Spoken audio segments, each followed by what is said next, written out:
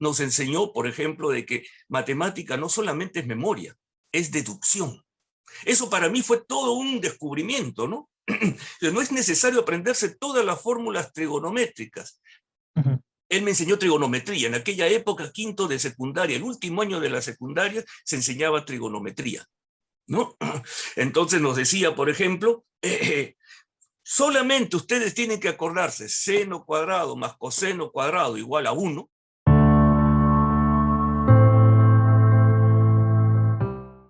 Bienvenidos a la sección de entrevistas con Star Match. Esta es la sección 1729, donde charlamos con estudiantes y profesores del área STEM. Y obviamente compartimos oportunidades de posgrado, ¿no? Hoy en nuestra quinta, ¿no?, y última entrevista de esta segunda temporada. En esta oportunidad tenemos el honor de ser acompañados por el doctor Renato Benazit Tomé, que es egresado de la Facultad de Ciencias Matemáticas de la Universidad San Marcos e hizo su maestría también en dicha universidad. Y hizo su doctorado en el Instituto de Matemática Pura y Aplicada, conocida como el INPA, en Brasil. Además de ser autor de diversos artículos y libros, como podemos tener los tópicos de ecuaciones diferenciales ordinarias, tópicos de elementos de varias variables complejas, tópicos de la historia de la matemática, entre otros. Y sinceramente, profesor, estamos muy felices de tenerlo aquí en esta última entrevista. ¿Cómo está, profesor? ¿Cómo está? Buenos días. No, más bien el que debo agradecer soy yo por haber sido invitado a este grupo de charlas, ¿no?, que ustedes dirigen para justamente comunicarse con los estudiantes, de repente de colegios, de academias, interesados en estudiar matemática, pero que todavía de repente no se deciden. Esperemos que espacios como esto les ayude a tomar una buena decisión. Sí, Gracias, profesor. gracias. Sí, pero y justamente eso es más o menos lo que va a nuestra primera pregunta, ¿no? O sea, ¿por qué es tan importante las ciencias en un país? ¿Por qué, digamos, en Europa invierten en ciencia y, digamos, acá en Sudamérica no se ve una inversión, sobre todo en el Perú, ¿no? No se ve una inversión tan pronunciada? Ujú. ¿Por qué es importante esa inversión en la ciencia? Eh, bueno, hay varias preguntas allí. ¿Por qué un país debe invertir en ciencia y en particular en matemática, ¿no?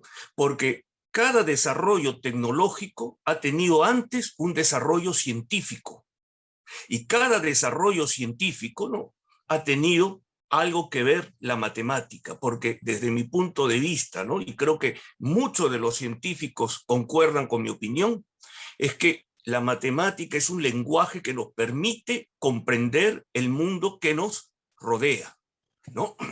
Como dijo Galileo, en el cual yo plenamente estoy de acuerdo cuando escuché esa frase, ¿no? Decía que el libro de la naturaleza está escrito en lenguaje matemático. ¿Mm? Entonces, cada vez que nosotros desarrollamos un lenguaje matemático, estamos aportando a la escritura de ese libro de la naturaleza, que le va a servir al físico, al químico, al biólogo, al economista, etcétera. Todo aquel profesional que emplea el lenguaje matemático para hacer sus modelos, entender su ciencia que está estudiando, entender su economía, entender su física, etcétera. Y de allí hay un salto también a la tecnología, ¿no? Ujú. Pero ese salto no es trivial, ese salto demora un tiempo, ¿no? Una cosa es el logro teórico y otra cosa es tener, digamos, el avance tecnológico. Por dar un ejemplo fácilmente de entender, los viajes espaciales, ¿no? Recién el ser humano visitó la Luna en 1969, después de mucho trabajo tecnológico. Pero Newton ya sabía la velocidad de escape 300 años antes, ¿no? Ese, digamos, es un ejemplo del avance teórico al avance tecnológico. Y entonces la pregunta ahora sería, ¿y por qué hacer tecnología? Porque un país dejaría de ser pobre si es que tiene, además de sus recursos naturales, le da valor agregado a sus exportaciones. Nosotros tenemos muchos minerales que otros países no lo tienen y los compran. Nosotros le vendemos a ellos. Pero, por ejemplo, este computador que tenemos frente a nosotros o el teléfono celular, ¿no? ¿Cuánto tiene, digamos, de material peruano, de metales? ¿No? Digamos, si nosotros hacemos el valor, debe ser pues unos pocos miligramos, quizá llegue a 1 gramo, no llega pues a $2 o $3. Pero ¿cuánto cuesta ese aparato que nos retornan nuestro recurso propio, ¿no? Pero lo retornan con un valor agregado. Ese valor agregado es el que los países subdesarrollados, como el Perú, es el que está perdiendo, ¿no? Ese retorno, no sé, económicamente es un mal negocio no hacer ciencia y tecnología. Bueno, me podría explayar un poco más, pero creo que he dado la idea central. Pero ¿por qué eso, digamos, depende ya de las autoridades, ya? O sea, ya no depende tanto de las personas que tengan las ganas de buscar ese valor agregado a los productos, ¿no? Claro. ¿Por qué se toma esa actitud? Bueno, en primer lugar, yo creo que nuestros políticos, no solamente los peruanos o los latinoamericanos, ¿no? Inclusive a nivel mundial eso ocurre, ¿no? Los políticos son cortoplacistas, ¿no?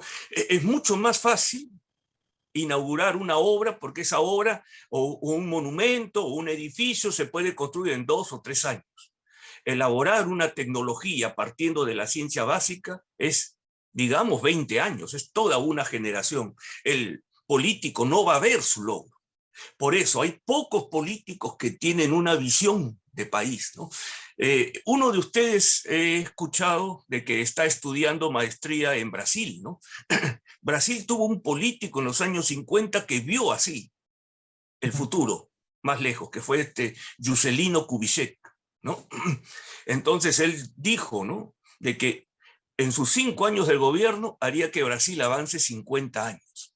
Durante su periodo de él fue que se creó, digamos, el Consejo de Ciencia y Tecnología, ¿no? El CBP, ya me olvidé el nombre, ¿no? Pero el análogo al CONCITEC en Brasil, el CNPq, ¿no? Y así, nosotros necesitamos pues esos políticos que no vean solamente lo que tienen ante sus ojos, sino que se proyecten varios años atrás, ¿no? En Europa y en Estados Unidos, en Japón, varios países asiáticos, existen esos políticos, ¿no? Esperemos que acá también salgan una nueva generación a través de las aulas universitarias, ¿no? Eso es cierto. Como usted menciona, ¿no? Muchos políticos son cortoplacistas, ¿no? Y esos son trabajos que no se dan de la noche a la mañana. Tienen una etapa y una buena etapa ya en los que tiene que desarrollarse. Creo que un claro ejemplo es China, ¿no? Que hace 50 años no es lo que es ahora. No solamente China, Corea en los años 60 tenía el mismo nivel de desarrollo que el Perú, y eso ustedes lo pueden corroborar. Miren cómo en 60 años después la diferencia que hay entre Corea y el Perú, ¿no? Sí. Y como usted menciona, todo eso, digamos, a base de ciencia, ¿no? O sea, un país con ciencia es un país que va a ir en vías de desarrollo. Y profesor, y entrando así a la parte netamente matemática, ¿usted cuándo nace ese gusto por la matemática? ¿Nace del colegio o de repente tenía familiares que le llegaban eran matemáticos o por ahí? ¿Cómo es que nace su gusto por la matemática? Bueno, a ver, en casa siempre decía, ¿no? Cuando uno estaba pequeño todavía, en primaria, decía, los familiares, dedícate a los números. En los números está la base de todo. Nunca le pregunté a mis familiares por qué me daban ese tipo de consejos, ¿no? Tal vez por su experiencia, por sus trabajos que ellos mismos tenían, ¿no? Que veían, pues, el que domina los números tiene gran posibilidades de trabajar, ¿no? Entonces, yo en ese sentido, sí, estudiaba los cursos de matemáticas, no era fanático de ellos, no me gustaba por gustarme, etcétera, ¿no? Hasta llegar al quinto de secundaria. En quinto de secundaria se produce, desde mi punto de vista, un quiebre en la percepción de matemática. ¿Y saben por qué fue? Porque tuve muy buen profesor de matemática. Los profesores que tenía en años anteriores eran buenos, sí, pero eran de la escuela antigua, memorística, aprenderse las fórmulas. En cambio, este profesor de quinto de secundaria, ¿no?, que era un estudiante de la UNI, creo que era octavo, noveno ciclo de la UNI en ingeniería y arquitectura, porque él llevaba alguna vez su plano, recuerdo, ¿no?, a clases, ¿no?, para que en el tiempo libre, mientras nos dejaba algunas tareas, él se ponía a trabajar allí, ¿no? Entonces él nos enseñó, por ejemplo, de que matemática no solamente es memoria, es deducción. Eso para mí fue todo un descubrimiento, ¿no? No es necesario aprenderse todas las fórmulas trigonométricas. Ujú. él me enseñó trigonometría. En aquella época, quinto de secundaria, el último año de la secundaria, se enseñaba trigonometría, ¿no? Entonces nos decía, por ejemplo, solamente ustedes tienen que acordarse seno cuadrado más coseno cuadrado igual a 1, y de ahí, dividiendo, salen todas las otras identidades trigonométricas, ¿no? Fantástico, ¿no? Fantástico. No era aprenderse de memoria varias fórmulas, como nos habían dicho los profesores en los cursos del álgebra, que se llevaba en tercero y secundaria, ¿no? Etcétera, ¿no? Entonces, basado en esa experiencia, yo creo de que un buen profesor, no solamente en matemáticas, sino en cualquier área, motiva al estudiante a seguir esa área del buen profesor, ¿no? Bueno, no sé qué más decirle, ¿no? Ahí fue el cambio realmente, ¿no? Y de ahí no solamente respeté la matemática, cuando quise postular, ¿no? Postulé por primera vez a San Marcos, no fue a matemática, fue a medicina. Mi puntaje fue muy bajo, y me di cuenta pues de que era por mis pocos conocimientos de matemática, así que por mi cuenta yo empecé a estudiar matemática, ¿no? Me leí todos los libros que tenía del colegio, ¿no? Que los tenía guardados, leí los libros de Baldor y después los libros de las academias preuniversitarias, ¿no? Ahí fue que me encantó la matemática, me enamoré de ella, se podría decir, ¿no? Tanto Pero, así que mi siguiente postulación ya no fue para medicina, fue para matemática en San Marcos. pero usted cuando estaba en la etapa de colegio, ¿conocía que existía la carrera de matemática en San Marcos? Sí, sí conocía, sí Porque conocía. llevándolo actualmente, creo que muy pocos conocen, ¿no? En los colegios, cuando tú preguntas, le preguntas a alguien, ¿no? Si existe la carrera de matemática en San Marcos, o en la UNI, o en alguna universidad pública, desconocen totalmente, ¿no? Que existe la carrera de matemática, de física, de química. Sí, pues eso a qué se debe, como te digo, ¿no? Yo tuve la suerte de tener profesores que conocían, digamos, las carreras universitarias y nos las decían, sobre todo en quinto y secundaria, ¿no? Ujú, Nos daban un curso que se llamaba en aquella época OBE, es orientación y bienestar del estudiante. Estamos hablando del año 79 que yo terminé la secundaria, ¿no? Y ahí nos decían, pues aquellos que querían ir a las Fuerzas Armadas, tenían, digamos, ¿no? Aquellos que querían o trabajar en negocios familiares, tenían también su orientación, aquellos que querían postular a la universidad nos daban todo lo relacionado a ello, ¿no es cierto? ujú. Bueno, no sé si ese tipo de curso se dicta ahora, creo que no, ahora Bueno, el estilo de enseñanza ha cambiado y lo noto por mis hijos, ¿no? sí, Pero en fin, no sí, sé si es para mejor o para peor, ¿no? Los resultados están allí, ¿no? No son comparables, digamos, las enseñanzas anteriores, ¿no? eso es cierto. Y profesor, ¿qué es lo que más le gusta de la matemática? A ver, la matemática tiene desde mi punto de vista, ¿no? Tiene dos partes sumamente interesantes. En primer lugar, como dije hace un momento, es un lenguaje que te permite eh, entender la naturaleza a través de los modelos matemáticos, por Ujú, ejemplo, ¿no? sí, Pero también tiene otra parte intrínseca, de que te da placer estudiar matemáticas sin importar de lo que estás haciendo sea aplicado o no, simplemente por ese afán de descubrir. Digamos, la curiosidad que tiene el ser humano por tratar de descubrir cosas nuevas, ¿no? Eso tiene la matemática. Y como se trabaja con objetos abstractos, es bien fácil saber, ¿no? Y comprobar de que el resultado que ha llegado es correcto o no. Uh-huh. Eso es lo fundamental. Esas dos facetas de la matemática para mí me parece algo extraordinario. ese es como, es cuando, digamos, se definen o se crean teorías que luego se utilizan de acá a 10, 20 años, recién encuentran una aplicación a lo que uno realiza, ¿no? Por supuesto, y ejemplos existen a montones, ¿no? Sí, ujú, Por ejemplo, ¿no? El caso de repente más simple de entender es el de las cónicas, ¿no? Apolonio estudió las cónicas intersectando planos con conos, ¿no?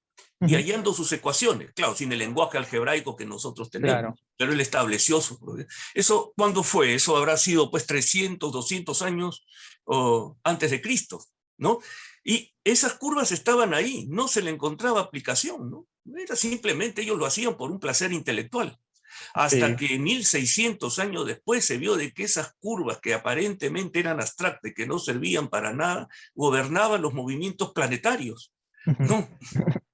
hasta que Newton creó pues su ley de gravitación universal, ¿no? Y ahí se vio pues de que de acuerdo al ángulo en el cual está siendo atraído por el Sol, la órbita puede ser elíptica como son nuestros planetas, o puede ser parabólica como la de algunos cometas, ¿no? En fin, ¿cuánto tardó? 1600 años, digamos, ¿no? Pero se encontró aplicación. Claro, ahora Incluso, hay cosas mucho más que de repente son logros teóricos, no se espera 1600 años, ¿no? Unos 30, 40 años y se le encuentra aplicación.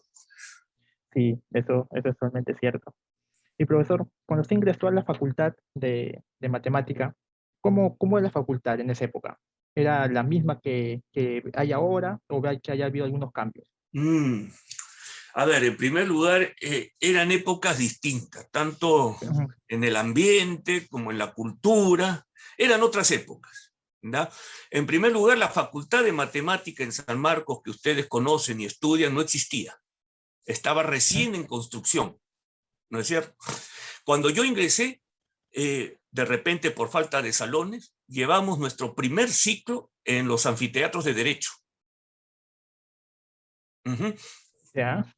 Yo recuerdo que éramos pues 100, 400 habíamos ingresado, ¿no? Contando las 4 carreras que tenía la facultad en aquel entonces, que Ah, era matemática, ingresaban 100 aproximadamente, estadística, investigación operativa y había computación. No era computación científica, se llamaba computación solamente, una carrera que ya no existe, ¿no? ujú. Esas 4 carreras, más o menos, entre 100 y 120, yo calculo que éramos 480 que teníamos aulas, clases, perdón, en las aulas de Derecho, ¿no?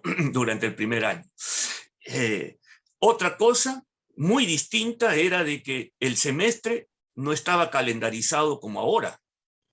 Por ejemplo, eh, ustedes actualmente y hace algunos años atrás tienen un examen de ingreso en marzo, otro en septiembre, pero comienzan a estudiar en abril, ¿no es cierto? Finales de Claro. marzo en abril, ¿no es cierto? Se sabe que abril hasta julio termina el primer semestre, agosto a diciembre el segundo semestre y hay un curso de verano, ¿no? Que uno lo puede aprovechar. Antes no era así, se llevaba prácticamente un año, un semestre. ¿Por qué? Porque el escenario político era otro, ¿no? Había muchas huelgas, estábamos el tema de la inflación, los estudiantes salían a las calles, capturaban, digamos, carros, los ómnibus que pasaban por la avenida Venezuela, los traían dentro de...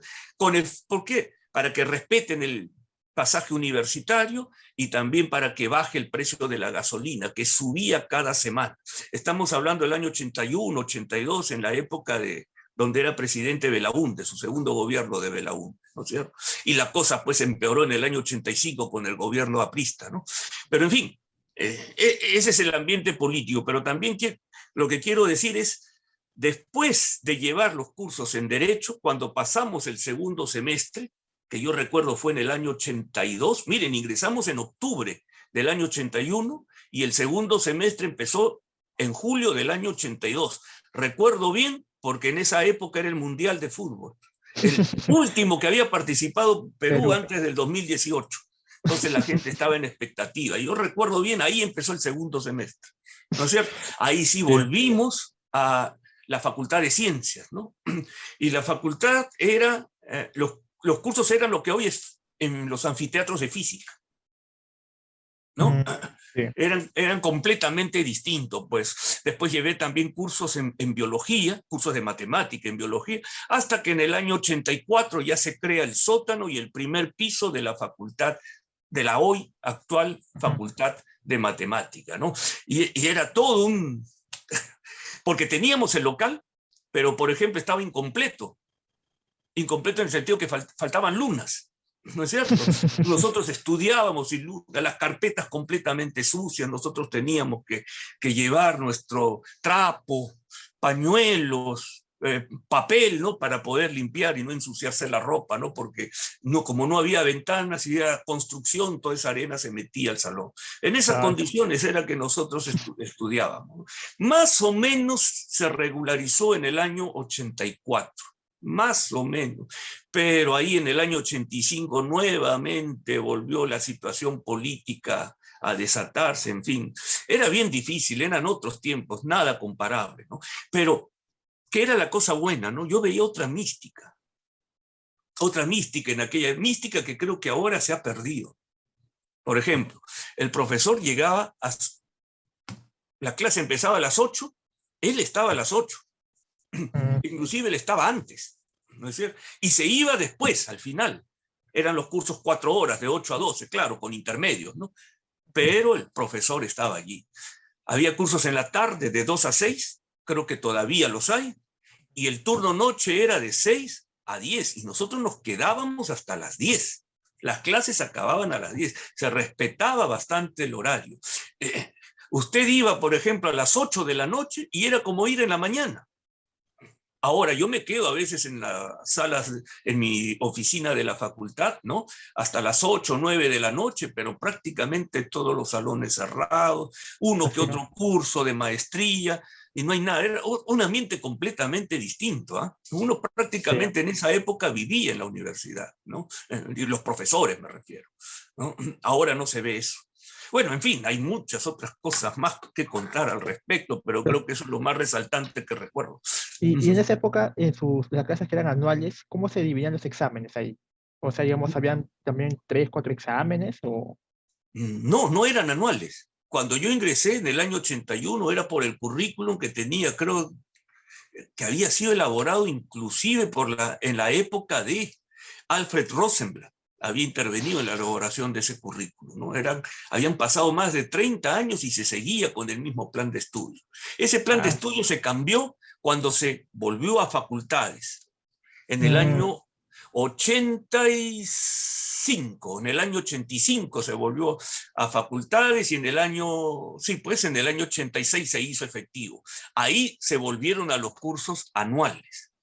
Cuando yo mm, ingresé era el sistema departamental, eran ya. semestrales también, eran cursos semestrales, ¿no? Y como eran 3 exámenes, ¿no? Primer examen, segundo examen, tercer examen y la nota era el promedio de esos 3. Ahí no había Promedio. subsidio.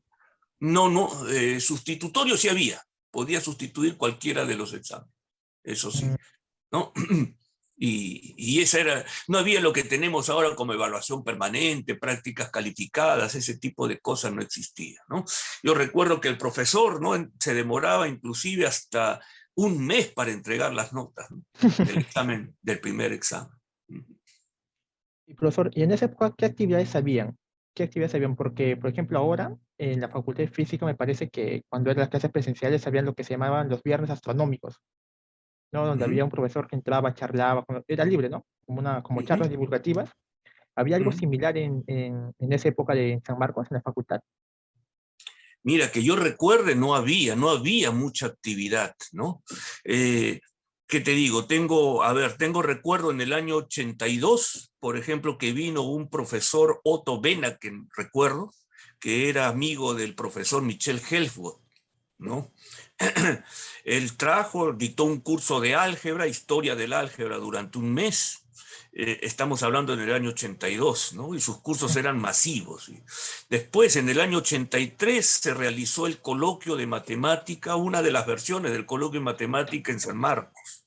Después, en el año 84, sí venían algunos profesores, exalumnos que ya estaban trabajando o estudiando su doctorado en universidad extranjera, venían de vacaciones y bueno, pues iban y los profesores los invitaban a dar charla, ¿no? Es decir, había muy poca comunicación, no es como la información que tenemos ahora, ¿no? Ujú. Eran otros tiempos, ¿no? Inclusive a partir del año 85, 86, con el avance del terrorismo y la inacción del gobierno en aquella época, el Perú era un país en el cual no se podía visitar. Era un país en el cual aparecía en la lista negra. Muchos países les decían a sus ciudadanos, si usted visita el Perú, entonces por su cuenta, no nos busquen a nosotros cualquier cosa que nos pase, no vayan a nuestra embajada ni nada de ese estilo, ¿no? Realmente era una situación que ustedes ni se imaginan, el año 85 hasta el 90, 91, ¿no? Éramos prácticamente ya un país fallido, ¿no? Entonces, desde ese punto de vista era muy difícil Sí. que matemáticos de renombre visiten el país, ¿no? Y no había pues la tecnología que tenemos ahora de hacer videoconferencias. Es más, no existían ni siquiera los correos electrónicos, ¿Y cómo ¿no? hacían para tener comunicación, digamos, Por carta, como se Ujú, hacía en Europa en el año 1600, era por carta. ujú, ¿No? Yo recuerdo, mira, en el año 88, 87, estaba haciendo mi tesis de licenciatura, ¿no? Y había un tema de que me había dado un profesor y ese tema pues había sido desarrollado por uno de sus colegas en Argentina. ujú. Entonces él tenía que escribirle una carta, ¿no?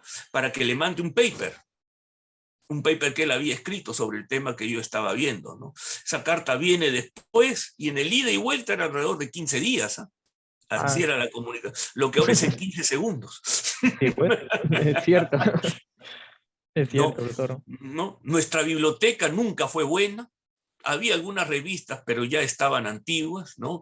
Era bien difícil acceder a la información. Era bien difícil. Nosotros generalmente así teníamos información para tema de tesis sacando fotocopias a los libros o artículos que los mismos profesores se traían, ¿no?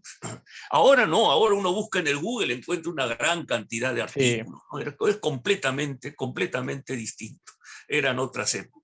Entonces, en resumen, yo no recuerdo que había mucha actividad, no habían grupos como el seminario de astrofísica, por ejemplo, que era impulsado por la doctora Aguilar en física, ¿no?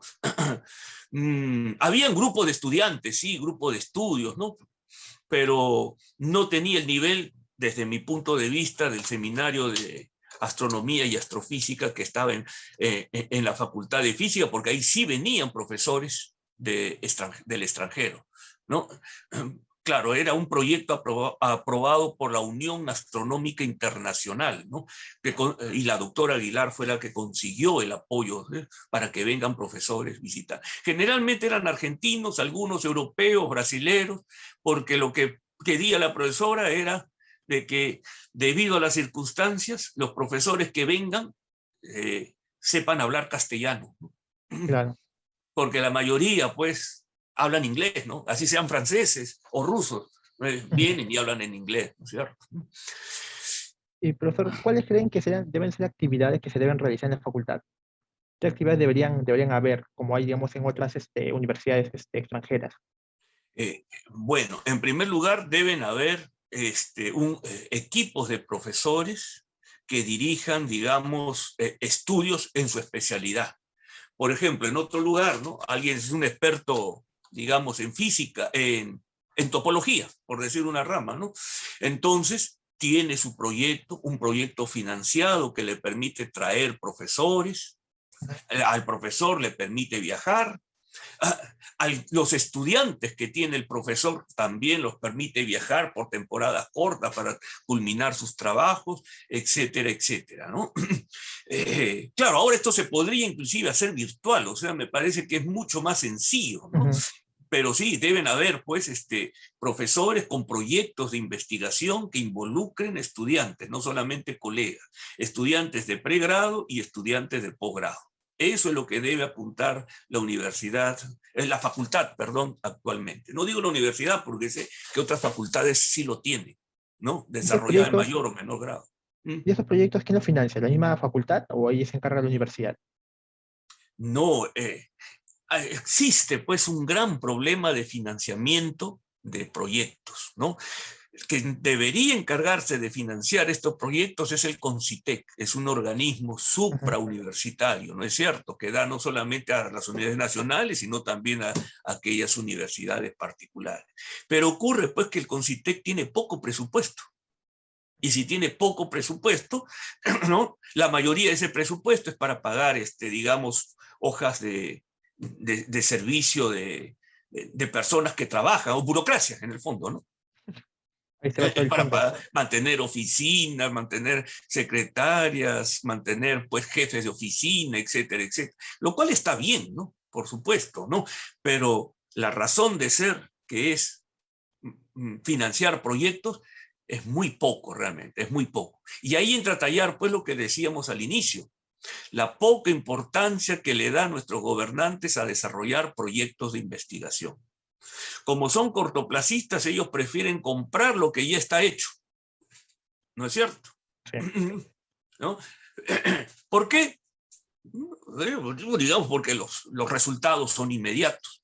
Te pongo un ejemplo en la coyuntura actual, la vacuna. ¿No es cierto? Nosotros no tenemos capacidad actual para hacer vacunas, ni siquiera fabricar vacunas que ya cuentan con patentes de otros países, como ha ocurrido hace poco, la semana pasada, con la vacuna rusa, con la Sputnik, ¿no es cierto? Hay que desarrollar recién la tecnología para eso. Pero si nosotros hubiéramos invertido hace varios años atrás en este tipo de cosas, estuviéramos más preparados para, digamos, combatir esta enfermedad, y yo pongo la enfermedad como un caso particular, ¿no? Así también se presentan un montón de otros problemas. Yo creo que la mentalidad del latinoamericano y del peruano en especial, ¿no? Nuestra mentalidad siempre es cortoplacista, no vemos más allá de un año. Siempre tratamos de resolver los problemas que se presentan, ¿no? Pero los problemas actuales. No vemos lo que va a ocurrir en 20 años, 30 años, como sí hacen los europeos, como sí hacen los asiáticos, como sí hace Estados Unidos, proyectos a medianos y largo plazo, ¿no? Esa es una cultura, pues, ¿no? Es una cultura que vamos a ir seguramente desarrollando a lo largo del tiempo. Todavía somos un país joven, ¿no? Los europeos eran iguales en la Edad Media, iguales a nosotros. Claro, nosotros no esperamos pasar 500 años para llegar a eso, ¿no? Nosotros podemos aprender de las experiencias de otros, y lo que ellos le duraron 500 años, a nosotros nos puede durar pues unos 50 años o 40 años, ¿no? Ustedes de repente sí podrían ver el cambio, ¿no? Esperemos que sea así. Y profesor, y en su etapa de colegio, perdón, de universidad, en su etapa de facultad, ¿cómo estudiaba? ¿Cuál es su rutina de estudio? ¿Se quedaba en la biblioteca o estudiaba en grupo? Ya, mira, bueno, en realidad, yo tenía una manera un poco sui generis de estudiar. No me quedaba en la biblioteca, yo sacaba libros de la biblioteca, eso sí, y tenía mis apuntes de clase. Entonces yo estudiaba más que nada en casa. Y ya, digamos, se venía el examen, digamos, una semana, ahí sí nos reuníamos con grupo de compañeros, ¿no? Y nosotros subíamos. Entonces para mí era mucho más sencillo y la mayoría de veces me tocaba explicar cómo se resuelve ese problema, ¿no? Entonces era algo mixto, ¿no? En resumen, yo estudiaba en casa y una vez que se acercaba el examen, nos reuníamos con grupos de amigos y nos invadíamos, entre comillas, un salón por ahí libre y nos conseguíamos tizas, mota, ¿no? Y ahí comenzábamos a intercambiar ideas, ¿no? Para Profesor, resolver el examen. sí, profesor, ¿tuvo algún curso que se dificultó? Mira, a ver, realmente yo no recuerdo cursos que sean extremadamente difíciles. En aquella época, por ejemplo, el curso de análisis, análisis real se llamaba, ¿no? Que ahora es análisis 1 en la Facultad de Matemáticas, Claro. ¿no? Tenía su fama de ser un curso bien, bien complicado, ¿no es cierto? Ahora, ¿por qué? Eso tenía su explicación, ¿no? En aquella época, análisis 1 lo llevaban las 4 escuelas.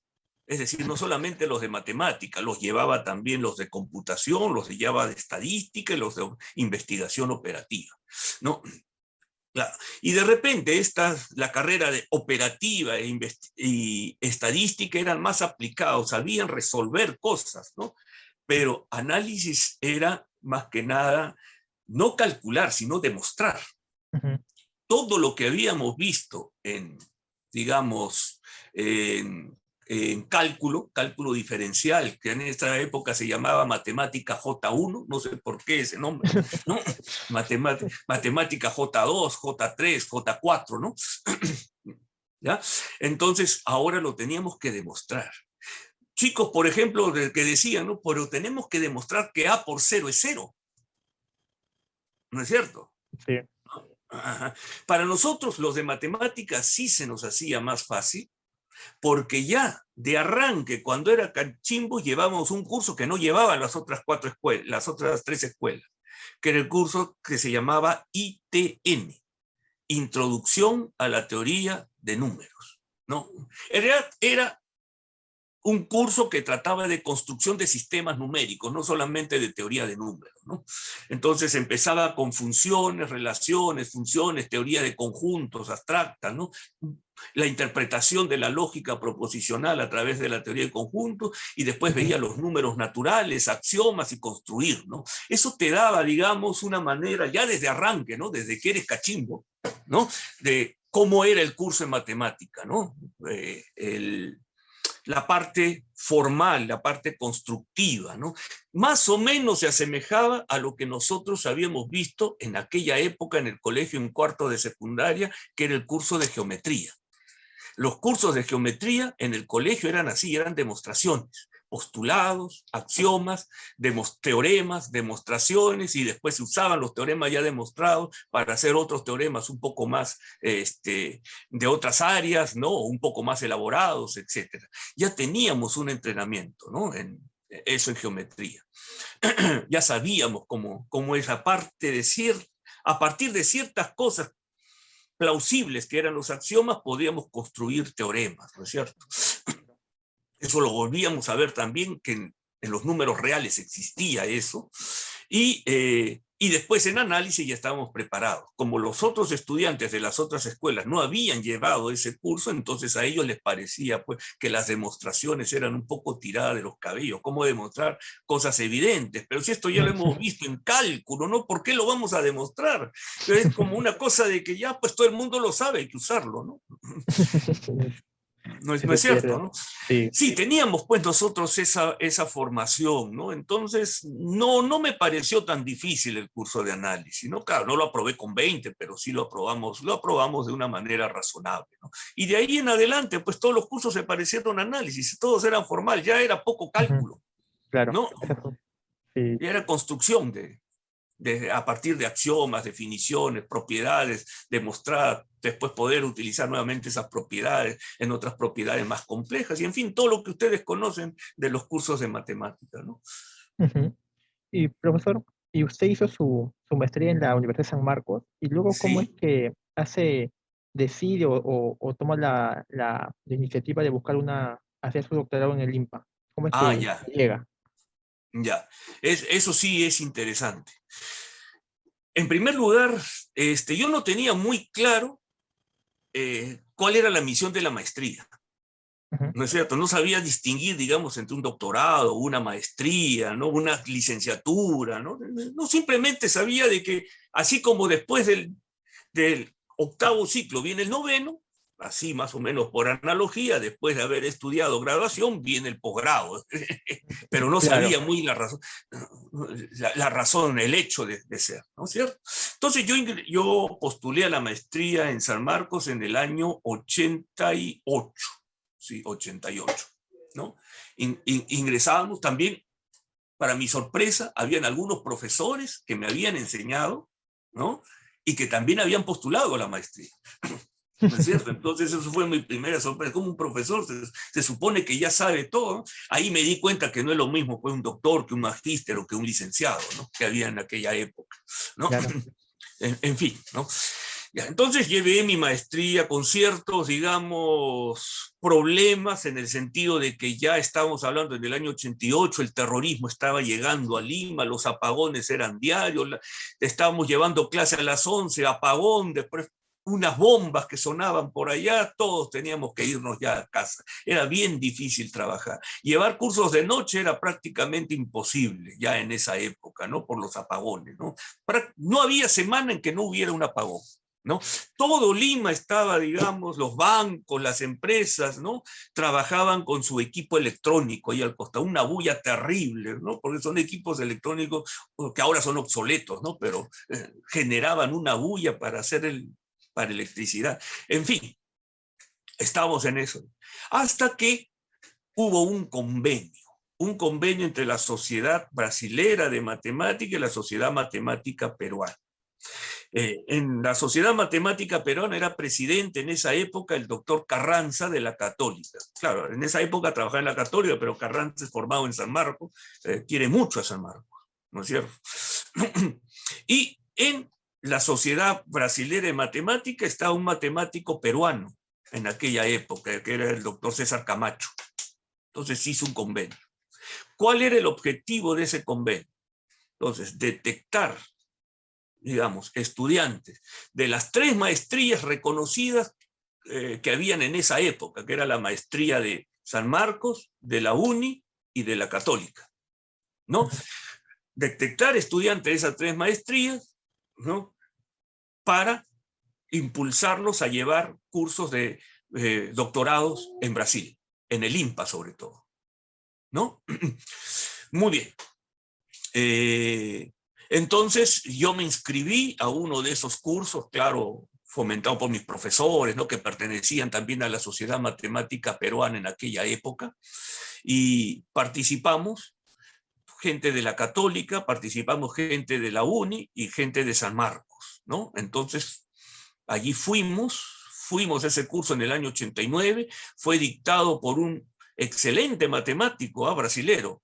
De repente ustedes han escuchado hablar de él, ¿no? Jairo Figueiredo, que es un especialista en derivadas parciales, ¿no? Inclusive tiene varios libros escritos allí. Él vino a dictar un curso en un mes, ¿no? Ahora, lo interesante es que no solamente era el curso, a veces también compartíamos con él anécdotas, ese tipo de cosas, los profesores organizaban un almuerzo, entonces nosotros participábamos como estudiantes de ese almuerzo, ¿no? Entonces ahí él contaba, por ejemplo, ¿no? De que la mayoría de sus colegas brasileños no querían venir al Perú por lo que les había contado. Estábamos ya en el año 89, ya era terrible la situación aquí en el país, ¿no? Pero él se animó porque su esposa era boliviana. Entonces él sabía hablar algo de castellano, lo hablaba muy bien que lo que nosotros hablamos portugués, por ejemplo, ¿no? Entonces conocía, él, digamos, tenía ciertas relaciones con profesores, ¿no? Que habían sido sus alumnos, ¿no? Y que ahora ya trabajaban, ya sea en universidades extranjeras, inclusive había algunos que trabajaban aquí. Entonces lo animó, ¿no? De que sí, que venga, que no hay ningún problema, se va a tomar todas las medidas de seguridad, hacemos clases por la mañana, etcétera, etcétera, etcétera, ¿no? Entonces el profesor vino y dio un buen curso, ¿no? Un buen curso. Al final del curso hubo un examen, y después de un examen, una exposición, una ponencia, ¿no? Ahí yo recuerdo que nos tocó exponer el teorema del paso de la montaña, un teorema que para nosotros era novedoso en aquella época, ¿no? De las ecuaciones diferenciales elípticas, ¿no? Felizmente parece que nosotros logramos impresionar bien y fuimos recomendados por él 3 personas, y los 3 éramos de San Marcos. Uno era el profesor Límaco, que de repente ustedes lo conocen porque también da charlas, da cursos. Él está ahorita actualmente en la Universidad Fluminense. Y estaba, ¿quién más? El profesor, no me acuerdo su nombre ahora, se me ha ido, ¿no? Y yo, ¿no? Éramos los 3 que habíamos sido seleccionados. Este curso fue en julio del año 89. ¿Y cuántos alumnos habían en total en ese curso? Eran como 30, inclusive habían profesores que llevaban el curso. Era O tan sea, difícil que en aquella época, pues, vinieran profesores de esa talla, ¿no? Porque Jairo es uno de los principales científicos de Brasil. Bueno, en aquella época lo era. Y era una de las eminencias en su área en el mundo, ¿no? Él era referee de varias revistas de la especialidad, ¿no? Es decir, era un matemático, ¿no? Recuerdo que en aquella época también estaba un profesor visitante por el Seminario de Astronomía y Astrofísica, que era el profesor Silvio Ferraz Melo, que él era mecánico celeste, ¿no es cierto? Entonces le hablé de que justamente hay un colega ahí brasilero que está... ¿Quién él? Preguntó. Le dije pues que era Jairo Figueiredo. Ah, no, me dice, él es uno de los principales científicos de Brasil, ¿no? Uno era mecánico celeste de física, ¿no? El otro era matemático, ¿no? Pero lo conocía, pues era uno de los principales. O sea, era realmente un muy buen un muy buen profesor, ¿no? Eso era julio del año 89. El segundo curso, este curso fue dictado en San Marcos, ¿no? El segundo curso que vino el profesor Paulo Sat del INPA, fue dictado en la Católica. Mal no recuerdo, era octubre del año 89. Y también nosotros expusimos, ahí estaba la profesora Roxana también, hay otra profesora, Elba Ortega, todas ellas fueron recomendadas por Paulo Sat. Entonces nosotros fuimos a hacer un verano en el INPA en el año 90, un curso de verano, ¿no es cierto? Entonces, en el curso lo aprobamos y al año siguiente, en el año 91, pues iniciamos nuestros estudios de doctorado. Claro, la condición era de que nosotros acabemos la maestría. Que acabemos la maestría en San Marcos, ¿no es cierto? O en las universidades que estábamos estudiando allí. Y así fue como en el año 91 empecé mis estudios de doctorado en el INPA, ¿no? Gracias a ese convenio entre las sociedades. ¿Y, y cómo fue la diferencia de digamos, la forma que se enseña en Brasil, la forma que se enseña aquí en Perú? Bueno, es que la diferencia es, ¿no?, de que aquí en el Perú, a ver, espero no ofender a nadie con lo que voy a decir, ¿no? Eran profesores muy buenos, pero eran profesores que no investigaban. O sea, tú te sentías como que estabas haciendo una matemática de segunda mano. En cambio, allá todos tienen publicaciones, ¿no? No es que hayan tenido, que haya publicado mi tesis, no. Publicaban y publicaban. El movimiento de gente era espectacular. Los veranos allá en el INPA, por ejemplo, no tenían no menos de 60 visitantes. Y visitantes todos de distintas áreas, las áreas en las cuales trabajaban los profesores investigadores de allá, todos tenían su proyecto, todos traían sus profesores visitantes, los profesores visitantes traían a veces sus alumnos, ¿no? Y el intercambio era terrible, se escuchaba pues en un sitio reducido. A ver, ¿qué te digo? El INPA no es como la ciudad universitaria, el INPA pues sería más o menos como el área de ciencias en San Marcos, ¿no? O sea, las facultades, digamos, de física, biología y matemática, más las canchitas, más o menos ese es el tamaño, ¿no? Del INPA, ¿no? Y tú veías, pues, todos los idiomas, ¿no? Escuchabas todos los idiomas ahí. Era terrible, ¿no? Y pues, y cuando uno buscaba la información, iba a la biblioteca, pues, y veía los artículos, encontrabas, muchos de ellos estaban visitando el INPA el verano. El flujo era completamente distinto, era brutal realmente.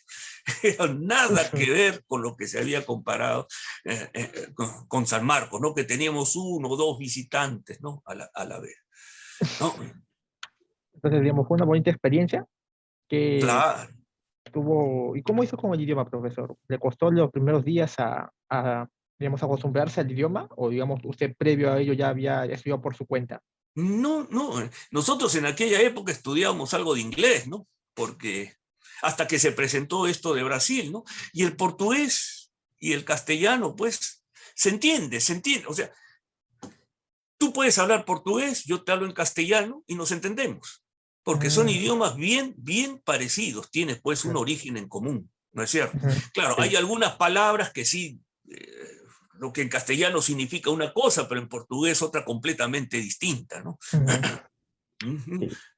Pero se entiende, ¿no? Hasta que uno ya acostumbra el oído, ya el primer semestre uno se podía comunicar en la calle, ¿no? Con un poco de sotaque, como le llaman ellos, ¿no? Es decir, con dejo, ¿no? Con dejo, pero ya se nota que eres extranjero, pero ya entiendes, ¿no? Ya entiendes el idioma, ya puedes ir al mercado a comprar, puedes hablar con gente, con los vecinos, ¿no?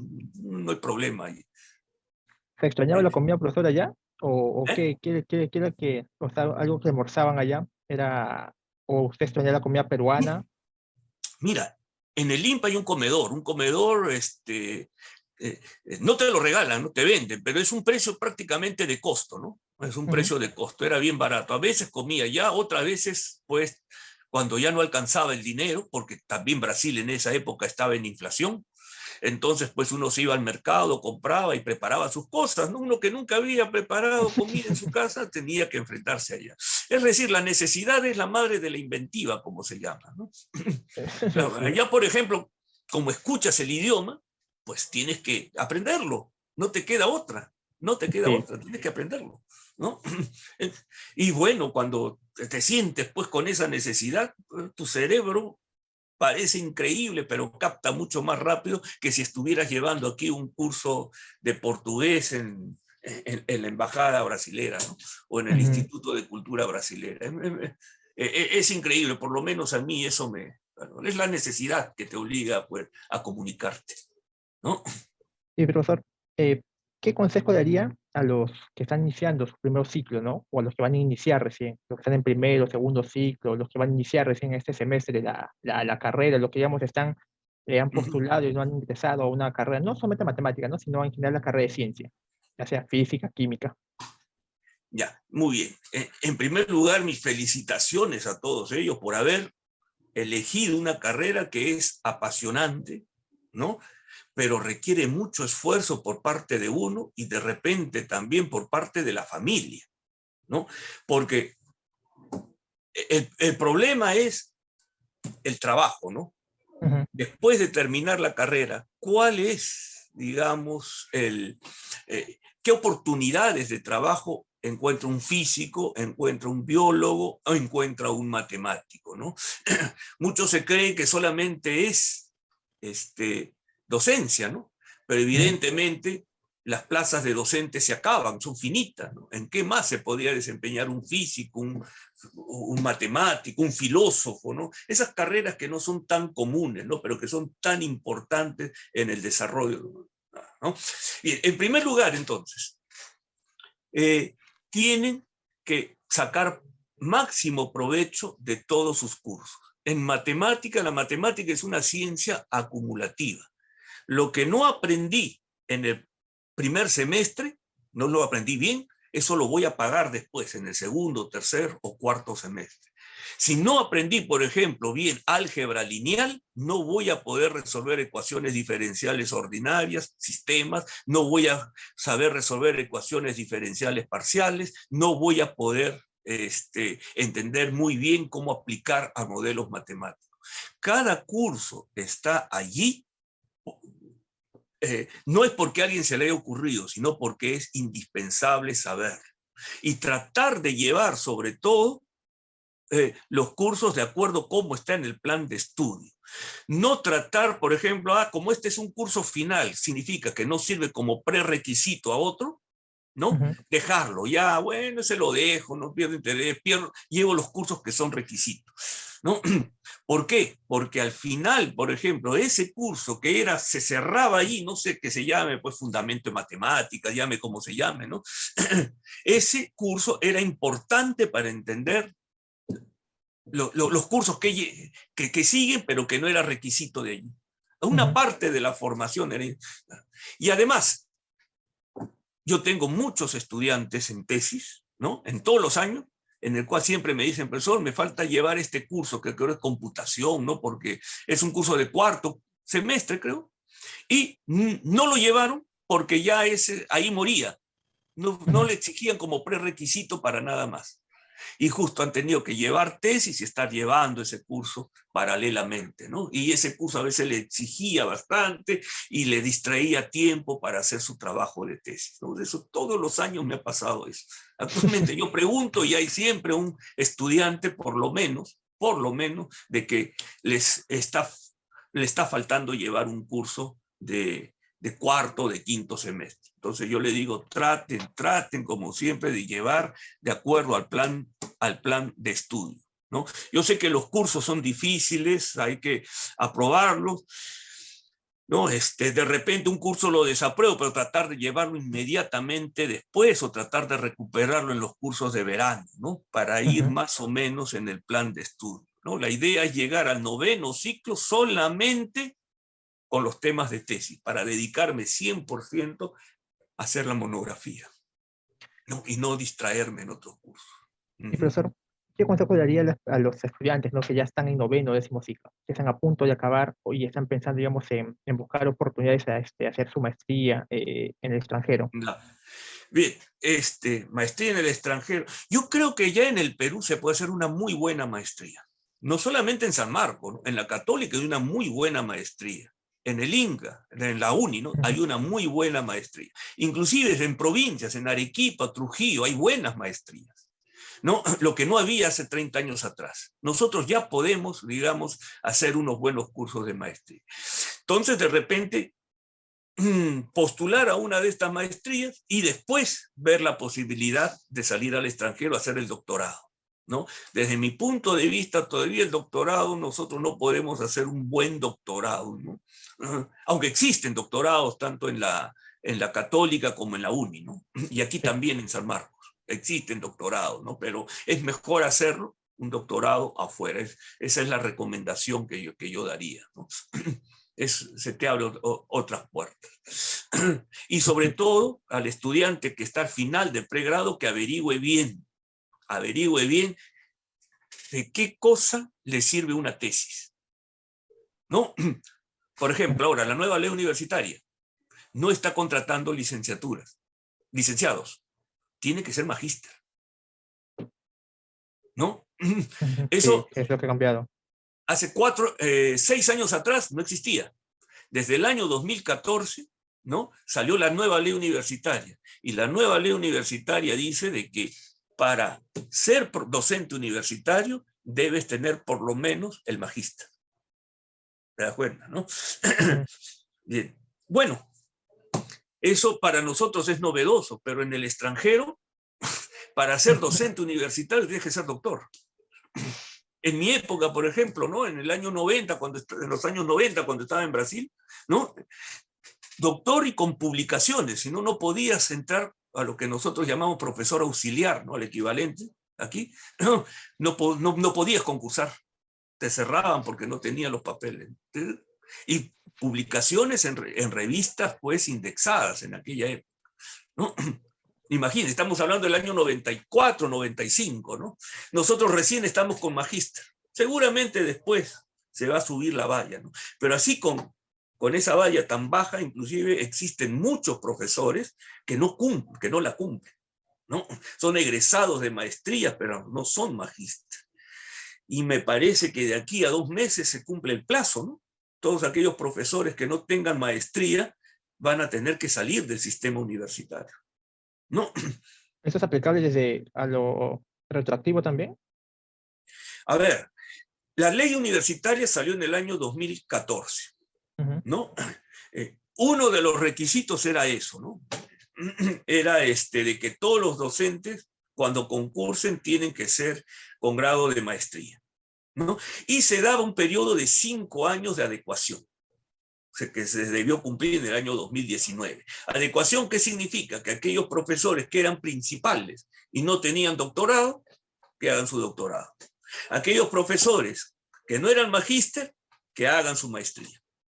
Si no, iban a salir del sistema universitario, ¿no? Pero claro, ya las universidades no podían contratar un licenciado para que dicten clases, ¿no? En ese sentido, no era retroactivo, pero se le daba un periodo de acondicionamiento, ¿no? Por algunos problemas que hubo en algunas universidades, entonces se pidió al Tribunal Constitucional que se pronuncie sobre la ley universitaria, ¿no? Lamentablemente San Marcos estuvo metido en ese problema, no quería reconocer la ley universitaria, no sé por qué razones, etcétera, ¿no? Entonces se llevó al Tribunal Constitucional. Y en noviembre del año 2015, el Tribunal Constitucional dijo que la ley universitaria cumplía con todos los requisitos de la Constitución vigente, ¿no? Y que a partir de esa fecha regía el plazo de acondicionamiento. Desde 2015, entonces hasta el 2020. Pero en el año 2020 vino la pandemia.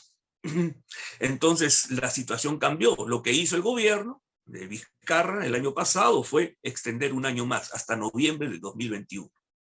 Estamos a 2 meses, ¿no es cierto? Sí. Entonces, si no hay algún cambio por parte del Congreso, ¿no? Porque la pandemia sigue, ¿no? Y tengo entendido que hay algún grupo de docentes, no solamente San Marcos, ¿no? Docentes universitarios, ¿no? Que por motivo de pandemia que se extiende un poco más el plazo, ¿no? Eso lo están viendo en el Congreso. Pero de seguir así en noviembre, muchos profesores que son principales y no tienen el grado de doctor bajarían a la categoría inmediata anterior. Y aquellos profesores que son docentes actualmente, que entraron en concursos con leyes antiguas y que no son magíster, saldrían de la universidad, no podían dictar en ninguna universidad. Eso los estudiantes deben de tener presente para que vean lo importante que es hacer sus tesis, no solamente llevar los cursos, que no descuiden su licenciatura, que no descuiden su tesis de maestría. No solamente cuestión, ya soy egresado de la maestría, tengo que, tengo que Hacerla. llegar al trabajo, ¿no? A hacer la tesis, defenderla. Profesor, ¿ha tenido alguna anécdota con en sus clases, con algún alumno, en algún examen que pueda compartir? Anécdota. No, realmente, bueno, no ha sido en la universidad, ¿no? Yo también he dictado clases en centro preuniversitario al inicio y dictaba también clases en colegios. Entonces, como los colegios tienen aulas pequeñas, entonces yo recuerdo una vez, enseñaba física, recuerdo, un curso de física para quinto y secundaria. Entonces yo elaboré 2 exámenes, fila A, fila B, fila A, fila B, fila B, y repartí, ¿no? Entonces, a la hora de ver un examen, el alumno había resuelto todo, pero todo lo de su compañero, lo que estaba en la fila contigo, o sea, se había copiado todo el examen, no había resuelto ninguna de las preguntas que le había dado, él asumía de repente que la pregunta era Eran las eran mismas. las mismas, ¿no? Había copiado todo el examen, claro, pero el examen de su compañero que estaba al lado, que era o de la otra fila, ¿no? Después no he tenido tantas anécdotas así, ¿no? Creo que siempre ha sido todo dentro de lo normal. Y profesor, pasando acerca de sus libros, eh, una pregunta de repente personal o de repente que muchos se pueden tener es que ¿cómo es el proceso para desarrollar un libro? O sea, qué es lo que uno tiene que hacer, digamos, para empezar a poder producir un libro? Bueno, en primer lugar, creo que debe conocer la materia al cual dicta, ¿no? Y tener experiencia de haberla dictado varias veces, digamos unas tres veces, ¿no? ¿Por qué? Porque cuando uno dicta clase, no es una clase, digamos, que tenga que ser escolástica, en el sentido de que el profesor siempre tiene la razón, ¿no? Uno se enriquece como docente también bastante de los aportes de los estudiantes, ¿no? Entonces, por ejemplo, por referirme a uno de esos libros, el libro de ecuaciones diferenciales, ¿no? Tópicos de ecuaciones diferenciales. Ese fue fruto de haber dictado 3 veces, no menos de 3 veces, el mismo curso. Lo dicté en la UNI y lo dicté en San Marcos. Más o menos los sílabos eran similares, ¿no? Tenían algunas diferencias, pero bueno, en fin, esas diferencias se podían igualar. Bien, entonces, y durante el dictado de esos cursos yo también he recibido muchas sugerencias, hablé con estudiantes que me decían que mejor era primero tocar este tema, que de repente este ejemplo no era muy aclarativo, profesor, ¿y qué le parece este de aquí? ¿No? Etcétera, o sea, un intercambio, ¿no? Un intercambio de ideas, una retroalimentación tremenda entre docente y estudiante, ¿no? Y fruto fue ese libro, que todavía sigue teniendo errores, por supuesto, ¿no? Pero, en fin, esa es mi experiencia, ¿no? Haber dictado varios cursos. Ahora, si ustedes leen los prólogos de la mayoría de libros, no solamente de matemática, esa experiencia la tienen todos los que escriben esos libros. Dice de que este libro ha sido fruto de haber dictado clases en la universidad tal durante tal periodo, ¿no? Eso es Sí. importante. Eso es importante, entonces, ¿no?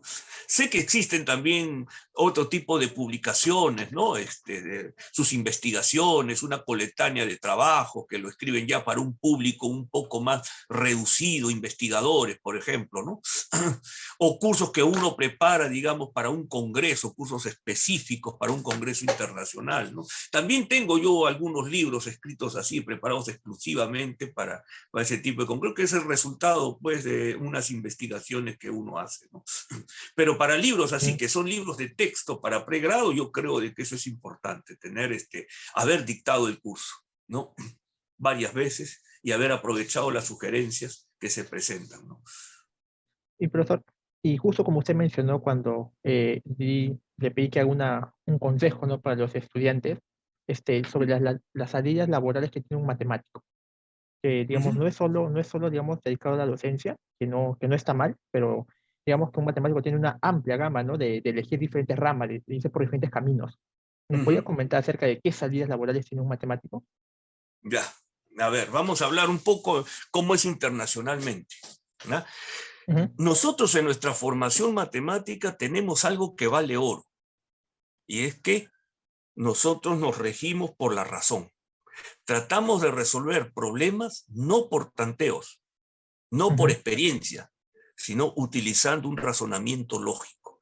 Eso lo tienen muy pocas carreras, inclusive carreras de ciencias básicas, ¿no? Donde mayormente resuelven problemas por ensayo y error. Entonces, eso que tenemos a favor, nosotros lo podemos aprovechar, ¿no? ¿Cómo?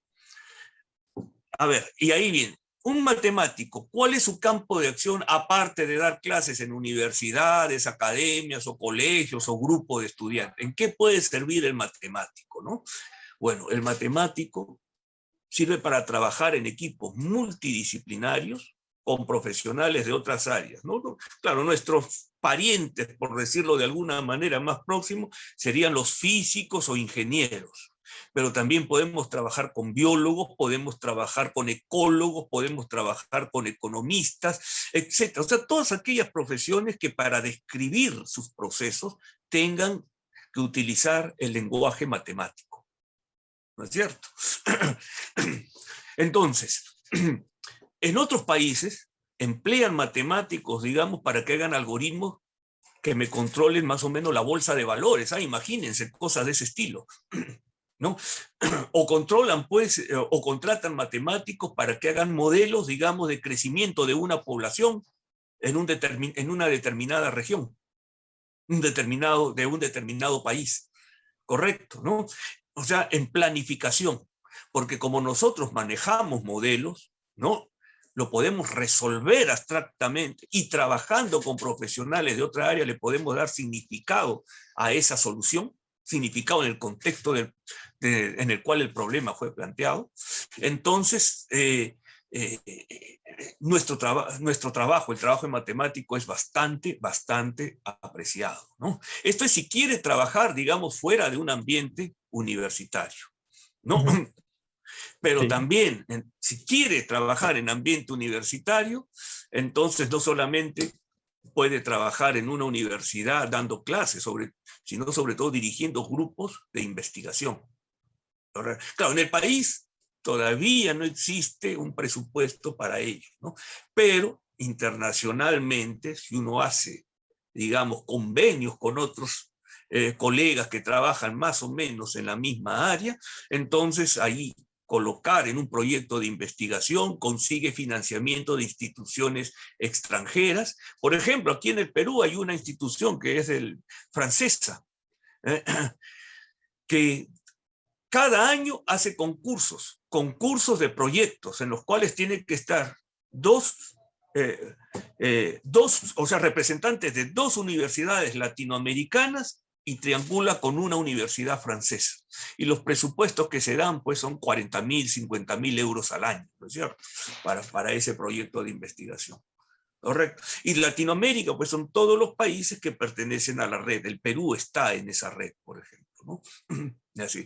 Y no solamente hay en Francia, que es la que yo conozco, también existen con otros países como Alemania, como Estados Unidos, Japón, China, etcétera, etcétera, ¿no? Ahora el mundo moderno lo que exige son las redes, ya no se trabaja individualmente. Entonces Ujú. ahí, si el matemático quiere seguir haciendo investigación, ahí también puede, hay que tener colaboración en redes, no trabajar solo, ¿no? Eso es importante. Pero claro, para eso necesita un prerequisito, ¿no? Conocer idiomas y principalmente el inglés. El mundo científico se comunica en inglés, muestra sus resultados en inglés, tiene que saber inglés, comunicarse, no solamente leerlo, sino comunicarse y escribir en inglés, ¿no? Lo que se menciona es algo muy, muy cierto, ¿no? O sea, digamos, ya no es como antiguamente, que un matemático es matemático, ¿no? O digamos, un matemático como persona, o sea, como profesional, tiene que formarse tanto en otras áreas también, ¿no? Conocer, como dice, un poco de idiomas, un poco lo que es la programación, Uh eh, -huh. formarse en sí. Y Sí, justamente hablando de eso, profesor, ¿nos podría comentar acerca de un poco en qué se basa lo que es economía, la economía matemática? ah, sí, yo me interesé en la economía cuando estaba dictando cursos, todavía dicto un curso en una universidad particular, en la UCIL, para ser más preciso, ¿no? Entonces ahí dicto cursos de matemáticas para aquellos que se van a formar en economía, o administración, o contabilidad, etcétera. ¿No es cierto? Ujú. Es completamente distinto a dictar cursos para ciencias básicas, ¿no? Claro, sí. ¿Por qué? Porque a ellos no les interesa la demostración. A ellos lo que interesa es el resultado, y lo que nosotros debemos hacer es que ellos apliquen bien el resultado. Ujú. Correcto. Entonces, el prerequisito que le damos es que sepa traducir ese lenguaje matemático, ese teorema que está escrito en un lenguaje un poco incomprensible para aquel que no es de ciencias básicas, ¿no? De qué significa, cómo se utiliza y darles ejemplos para ellos, ¿no es cierto? Y poco a poco entonces ya me fui metiendo más, porque también para dar ejemplos de ellos no puedo dar ejemplos de física ni ejemplos de biología, tengo que dar ejemplos de economía. Entonces fui ahí buscando libros, preguntando, hablando con colegas, etcétera, etcétera, y ahí fue como entré por la economía, ¿no? Ujú. Una opinión bien particular, haciendo un paréntesis, ¿no? Yo creo que es mucho más fácil que un matemático llegue a estudiar economía o cualquier otra cosa que el sentido inverso, o sea, que un economista sepa matemática, ¿no? Porque Sí, nosotros, repito una vez más, tenemos esa formación de razonar lógicamente, algo que no tienen los de las demás áreas. Eso hay que aprovecharlo, ¿no? Muy bien, sí. entonces, lo que resulta es que en economía, al igual que en la física, tiene leyes, ¿no? Por ejemplo, la ley de la demanda, ¿qué dice? Dice de que mientras más caro esté un artículo, la gente menos lo compra, Ujú. ¿no? O sea, es inversamente proporcional. La demanda es inversamente proporcional al precio, ¿no? Correcto. Esa es una ley. Hay pocos artículos que no cumplen esa ley, ¿no? Pero es como la ley física de la gravedad, ¿verdad? También tienen sus leyes, solo que no son leyes probadas en un laboratorio, sino son leyes que se acumulan a través de datos. Ujú. Manejar datos, muchos datos, ¿no es cierto? Por eso también ahí es importante la estadística, y los economistas llevan un curso de econometría para poder hacer ese tipo de cosas. Bien, bueno, pero eso ya es otra historia. Muy bien, ahora entonces, la ley de la demanda te dice que el precio, la demanda es inversamente proporcional al tiempo, ¿no? Entonces quieres hacer un modelo matemático de eso. Bien. En primer lugar, tú tienes que escoger una función que cumpla esa ley. No vas a elegir, por ejemplo, p cuadrado, porque p cuadrado es creciente en el primer Ujú. cuadrante, ¿no? Entonces tú tienes que modelar. Si quieres modelarlo con una recta, que es lo primero que uno hace, entonces coge una recta decreciente. Ese es el primer modelo, el modelo lineal, el que hace todo estudiante cuando llega a un primer curso de economía. Modela linealmente las funciones, ¿no? Pero nosotros sabemos que el mundo lineal es una aproximación del mundo real. El mundo real no es lineal, el mundo es altamente no lineal. Correcto. Sí. Puedo aproximarme a través de la derivada.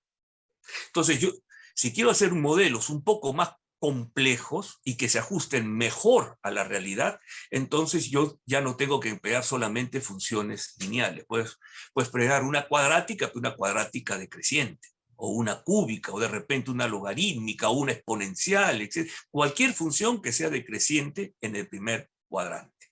¿Qué función elegir? Eso depende del artículo que estás estudiando. ¿Y cómo le eliges entonces? En base a la historia, el histórico del artículo. Tienes que ver los datos anteriores, a ver cuál es la curva que mejor se ajusta. ¿Cuál es la que... ¿Y para qué haces el modelo? Para poder predecir qué es lo que va a pasar con ese artículo, ¿no? Lo mismo que te he dicho con la oferta vale con la demanda. Lo mismo que te he dicho con demanda y oferta, que es un poco fácil de entender porque todos nosotros tenemos la experiencia de ello, ¿no? Sí, Si un claro. artículo sube de precio, ¿no? Por ejemplo, anteriormente, cuando ibas a los cines, ¿no? ¿Cuánto te vendían un agua? 2 soles, y afuera estaba un sol, ¿no?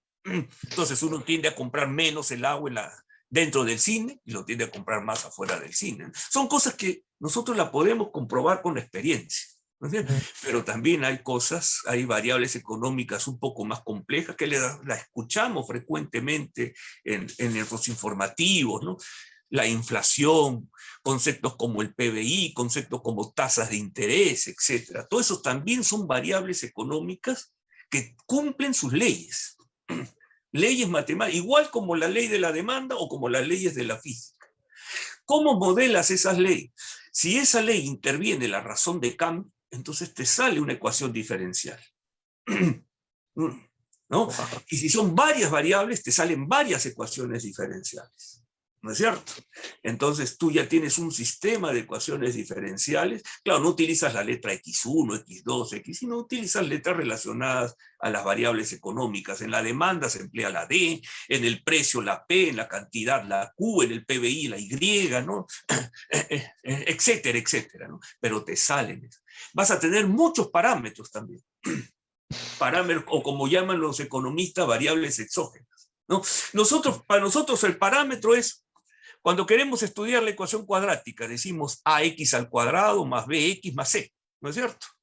Esa es la ecuación cuadrática. Claro. Los parámetros para el economista ahí sería el a, el b y el c. O sea, no llega a ser la variable principal, que es la x, que tú quieres hallarla. ¿No es cierto? Pero tampoco tiene valores fijos como numérico, como 2x al cuadrado más 5x más 3. ¿No? O sea, en el fondo nosotros también trabajamos con parámetros, en matemática es frecuente. Pues ocurre muchas veces que cuando tú varías un poco esos parámetros, entonces la solución del sistema cambia completamente su configuración. Entonces ahí se generan los fenómenos caóticos, es la teoría del caos. A eso se le llama sistemas que no son estructuralmente estables. Y ahí empieza pues todo lo que nosotros hemos aprendido en ecuaciones diferenciales a aplicar y ayudar al economista a comprender, ¿no? Así Es algo muy justamente, resumidamente, ¿no? es justamente por eso que menciona esa frase, ¿no? Que es más fácil enseñarle economía a un matemático que matemática a un economista. Sí, exactamente. Wow. Si nosotros queremos trabajar con un economista, es más fácil que nosotros entendamos el lenguaje de ellos que ellos el de nosotros. Sí. ¿Por qué? Porque la formación de ellos es muy básica en matemática, ¿no? Imaginen que a veces hasta matrices no saben operar muy bien con espacios vectoriales, ¿no? Y justamente haciendo un paréntesis, justamente tuvimos un entrevistado también que nos mencionó acerca como una especie de anécdota, ¿no? Él trabaja, nos dijo que un economista vino hacia él, ¿no? A hacer una pregunta para resolver algo y él lo resolvió utilizando geometría diferencial. Y el economista dice que le preguntó que le recomienda algún libro, ¿no? Para estudiar esa teoría, lo que es geometría diferencial. Y mi compañero, bueno, conocido le dijo, ¿no? Que primero para estudiar geometría diferencial tienes que estudiar cursos de cálculo, matemática básica, es decir, estudiar por lo menos 2 años de matemática. Y es cierto, ¿no? Y es cierto, porque como usted menciona muchas veces, como él también menciona, sin desprestigiar a nadie, obviamente, muchas carreras cuando les hablan del supremo, el ínfimo, como que ya están empezando a tener sus primeros problemas ya. Entonces, empezar a hablar de teorías un poco más, complejas, van a haber mucho más problemas, ¿no? Y eso Claro. creo que ocurre no solamente en economía, de repente algunos cursos de ingeniería también, o En unas carreras de todo, ingeniería.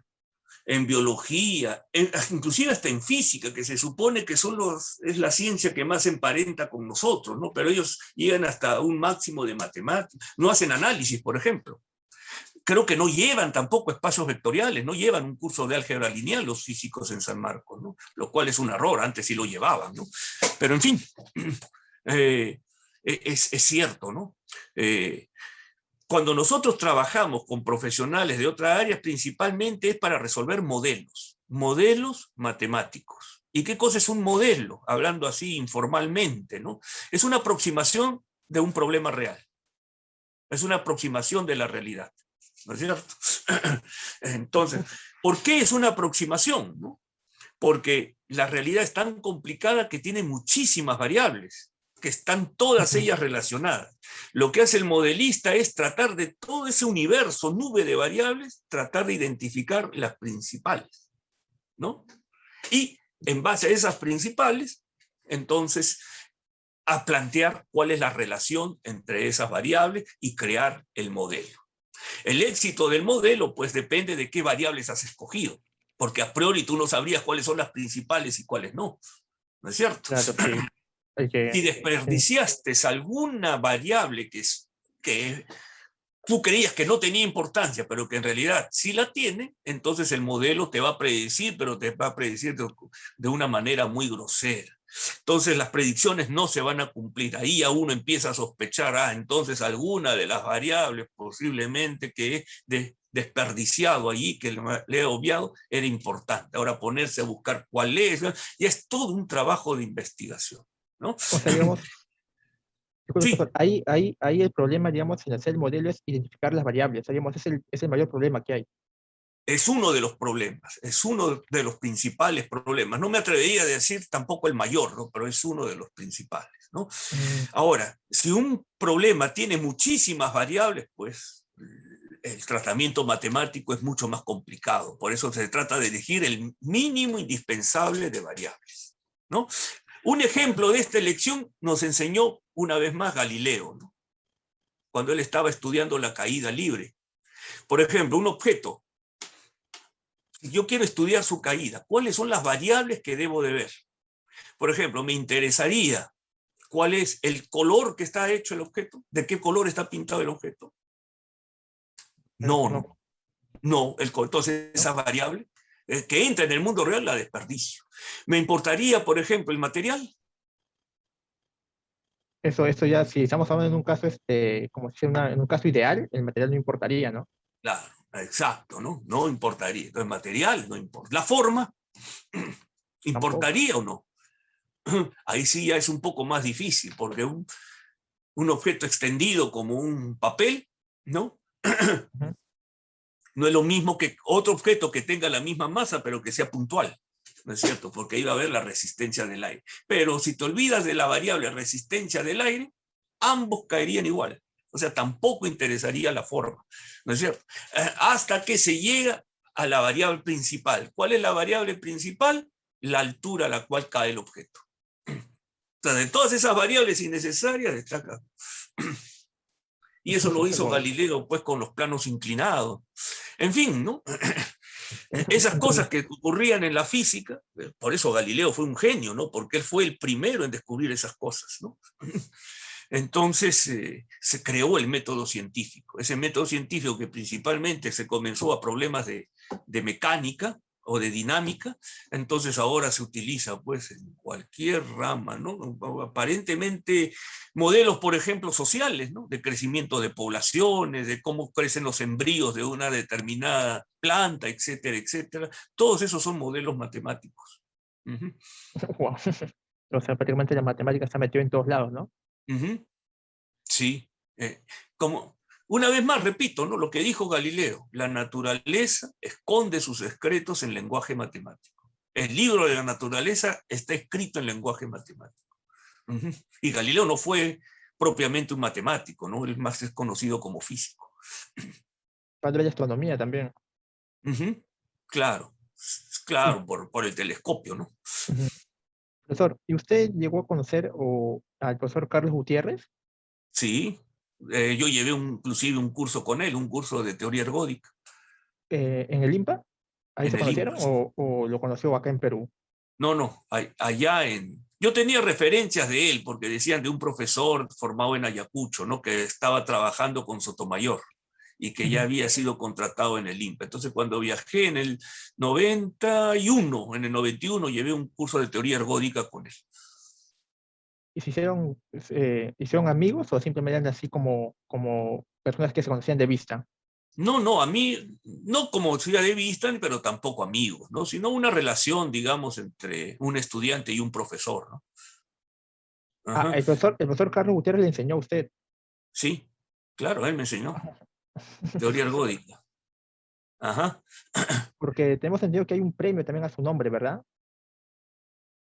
No, no, eso sí no sé, ¿ah? Hay Porque, pues, es hay- probable, ¿no? No sé. Eso sí no sé. bueno, profesor, estamos felices de, de tenerlo aquí en la entrevista y, digamos, para finalizar, me gustaría hacerle un ping-pong de preguntas, bueno, de palabras, un ping-pong. Tengo A 5 ver, palabras y lo primero que se venga a la mente, que nos lo diga, ¿no? A ver, Universidad Nacional Mayor de San Marcos, la Universidad Decana de América. la Facultad de Ciencias Matemáticas, la facultad que formó a los primeros matemáticos del país. Los alumnos. Estudiantes que tienen que ser, digamos, a ver, ¿cómo lo digo, no? Como esponjas, tratar de que la mayor cantidad de conocimiento acumular. Profesor. Aquel que guía a los estudiantes y que les enseña qué conocimientos son necesarios y cuáles no. Y matemática. El mejor lenguaje creado por el ser humano. Profesor, de verdad, muchísimas gracias. Muchísimas gracias por haber aceptado la entrevista. Y no sé si quería dar algunas palabras finales. Sí, bueno, en primer lugar, felicitarlos a ustedes. Espero que este tipo de charlas, ¿no?, sean de enorme importancia para aquellos chicos que están en la secundaria, que están en academia, que están todavía un poco indecisos si estudiar matemática o no, que les gusta la matemática, pero de repente sus padres, sus amigos, su familia le dicen, ¿qué vas a ganar siendo matemático? No, no, hay un mundo, hay todo una carrera detrás de matemáticas. Yo soy matemático, por ejemplo, claro, no soy millonario, pero tampoco vivo en la miseria. Gano cómodamente, para vivir cómodamente y mantener a mi familia, ¿no? Como cualquier profesional de cualquier otra área, ¿no? Y cuando me dan cargos que no son de matemática, por ejemplo, utilizo mis conocimientos matemáticos a través del razonamiento, tratar de resolver los problemas de manera lógica. Eso es algo que otras áreas no la tienen, ¿no? Y también quisiera aprovechar, ¿no?, tu espacio para decirles a los estudiantes en general y en San Marcos en particular de que en estas próximas semanas van a ser bien activas en la facultad porque hay varios congresos internacionales virtuales. Uno de ellos, por ejemplo, es la 5ª jornada de ecuaciones diferenciales, que me parece que es a mediados de octubre. Otro es el Congreso Internacional de Topología, ¿no?, que también se va a realizar finales de octubre. Otro también, un Congreso Internacional de Matemática que se va a realizar a principios de noviembre, ¿no? Son 3 congresos que van a exponer gente de otras universidades, de otros países, empleando esta maravillosa tecnología. No es necesario que los profesores visitantes vengan, ¿no?, sino que ellos desde la pantalla. Bueno. Entonces son cosas de que los estudiantes creo que pueden aprovechar a lo máximo. Traten de inscribirse, averiguar en las páginas web de la misma facultad sobre estos congresos. Inscribirse es una cosa bastante importante, ¿no? Los profesores, muchos de ellos hablan castellano, entonces inclusive le podrían hacer preguntas, consultar sobre temas, etcétera, etcétera, ¿no? Es algo que sirve bastante para la formación del profesional en matemática. Bueno, eso era lo que quería decirles, ¿no?, sobre la actividad matemática que se viene en el país. Listo, profesor. Muchísimas gracias por aceptar la invitación Gracias. Gracias a ustedes. y nos vemos hasta una próxima oportunidad. Claro. Ok, hasta luego. Muchos éxitos. Felicidades. Buenos días.